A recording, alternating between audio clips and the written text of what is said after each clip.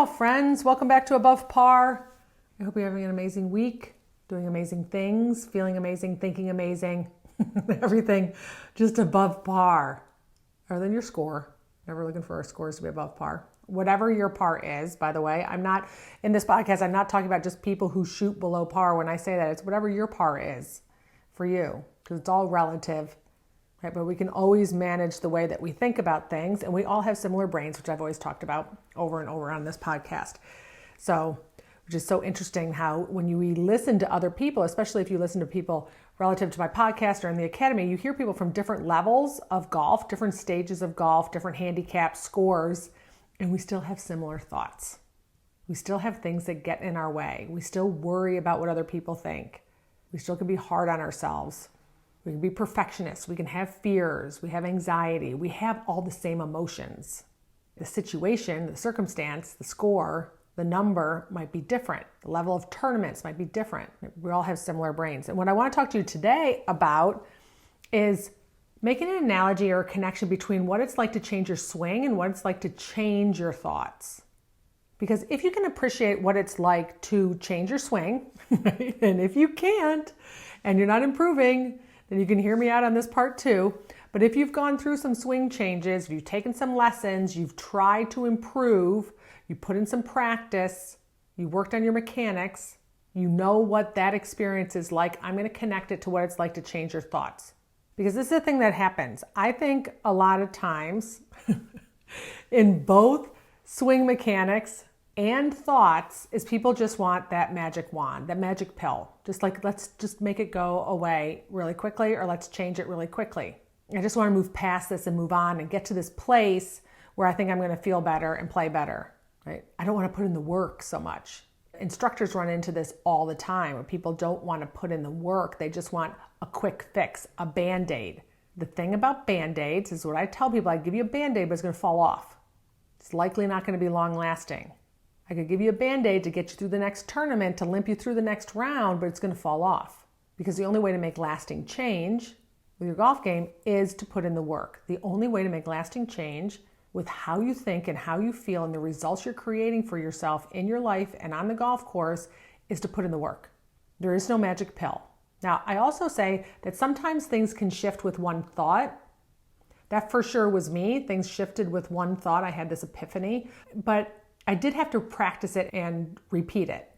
I had a breakthrough, but it still took me effort to step into believing it and making it my own, just like we try and do with our golf swings, is we try and repeat them enough times to make them our own so that we can go about our business without having to think about our golf swing. Our business being playing the game of golf, right? Ideally, we'd like to not have to think about our mechanics, that we own it so well and we go out and play, we can free up our mental space and relax and just swing. It becomes automatic. As I talked about in one of my podcasts about the 4 stages of learning, we become unconsciously competent. So many of us go out there and play golf and we're very consciously competent. Sometimes as we're learning, we're consciously incompetent, right? We have to think about it, we still can't do it. So let me make a connection between what it's like to change a thought, and the reason we want to change a thought is because it changes how we feel, it changes what we do from that feeling and the results that we create. Negative thoughts, negative emotions create negative results for us. So it's always good to be aware of what we're thinking and feeling at any given moment, especially on the golf course, but in our day-to-day lives. Our emotions are an indicator that we have some wonky thoughts going on that might be worth looking under the hood about, right? We start hitting some crappy shots on the golf course, it's kind of our indicator that we got something going on in our swing most of the time. Sometimes it can be mental, but let's say if you're doing it on the range, when usually our brain is a little quieter, that's maybe time to go and get a lesson. Have someone look at your swing. What I do is I look at people's brains and your thoughts, and I show you the thoughts that are getting in your way. So the first swing change we can make is often an easy one. It can be simple. It could be someone pointing out to you, dude, or dudette, you're aimed at the right bunker. That's why you hit it in the right bunker. And then we go, oh, right? And we fix our aim. Not too hard, not too complicated. We make a quick correction. It didn't take a long time for us to start being aware of it. It didn't take much discomfort in us shifting it. So if you're like me, my aimer gets broke all the time. I always have to stay on top of it because if I let it go for a very long period of time, I get aiming out to the right. And if you squared me back up, I would swear I made like 60 yards left. So I have to stay on top of it. At that case, I'm very uncomfortable. I did this US Open qualifier at one time. My husband who teaches, he basically said, dude, you are aimed so far right. And I had to play in this open qualifier, literally feeling like I was aimed about 40 yards left of my target. And when I felt 40 yards left of my target, I knew I was on point. I was aimed properly. I have to hang out there for a while until my brain gets back to connecting where my aim is and where my body is. Needless to say, I did not qualify. I was so uncomfortable that whole way around. But that's also another conversation about having your husband caddy for you. That did not work out so well either. Actually, I don't think he was my husband yet at that point, but yeah, that didn't work out well. That was a first and a last. Anyway, okay, that was off on a tangent. So sometimes what happens is when we have these easy fixes, such as your aim, it might be someone saying you just got to bend over a little bit more. You're 3 inches too far away from the golf ball. They can be simple little fixes. That is very similar to a thought that we have that we just notice is not serving us, but it hasn't spent a lot of time in our brain. It hasn't taken root. It doesn't take a lot of effort to shift it. It could be as simple as, oh, I don't like my pairing this morning. Or I don't like that tee time. Or you're playing a brand new golf course you haven't played before and you start complaining about number 14. Those thoughts aren't going to work for you. Your brain is going to find evidence of those thoughts. So you're going to find evidence of how you don't play 14 very well. And you're going to find evidence about how your group is annoying. The minute they start opening their mouth, likely you're going to sit there and say, here they go, they're being annoying.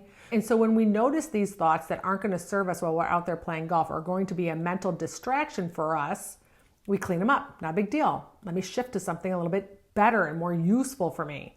Usually things like that are complaining about things we have no control over. It's basically about whenever we argue with reality, we lose only every time. That's a Byron Katie quote. So we can have swing adjustments, setup adjustments that aren't very challenging. They're not too uncomfortable. We haven't spent a lot of time in that place where our body has become very acclimated for those positions in golf that don't suit us. Same thing with a thought. So yes, there are going to be easier swing changes and there's going to be easier thought changes. The second one is about swing changes that are more ingrained. Maybe you have a loop in your swing. Maybe you twist the face open going back. Maybe your wrist is cuppy on the top. Maybe you have a bad pivot. Maybe you have a reverse pivot. These are things that you likely have been doing a longer time and they take more effort. They take more discomfort. A grip change is the best example. Whenever I give a lesson, someone comes to me with a god-awful grip, it's just a non-functioning grip. They weren't going to be able to find their ball on a consistent basis with this grip. And the only way for them to reach their goals and get better was for them to tweak it, adjust it, move it, shift it, change it. Oh my gosh, so much pushback. Most of the reason is because our hands are our only connection with the club. It's very uncomfortable to change your grip. So people will complain. I don't want to do it. I actually had one lady said, you can do anything, tweak anything, change anything in my swing, but you can't change my grip. And her grip, literally, I don't know how her hand stayed on the club. I don't know how it was going to happen. But she said, you can't change my grip. I was like, why? She goes, it's too uncomfortable. I don't like it. Well, if you're not uncomfortable, you likely aren't making a change. But our brain is designed to resist change and resist discomfort. Your brain thinks you're in danger somehow, that something is going wrong. Those are the moments where we need to remind our brain that I'm willing to be uncomfortable. This is not a problem. For me to get where I want to go and do the things I want to do in my swing, I need to be willing to be uncomfortable. Most people, when they start swing changes and they're very uncomfortable, they either think the instructor is crazy, right? Or wrong. That can't be right. It's so uncomfortable. That's why we have video. We video people like, see, you're doing exactly what you should be doing, whatever that is that we're working on.